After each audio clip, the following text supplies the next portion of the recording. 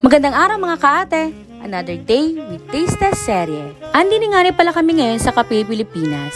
Dini lang rin sa Baldo Street, Santo Niño Subdivision, Barangay Mar Francisco, Pinamalayan Oriental, Mindoro. Nakakatuwa nga ng isipin. Noong unang kain ko din ay isang pastries and coffee pa lang inaserve nila. Ngayon ngay napakadami ng pwede mong pagpilian. Yung tipong parang gusto mong tikman lahat. Napakaganda nga din ng vibes din eh.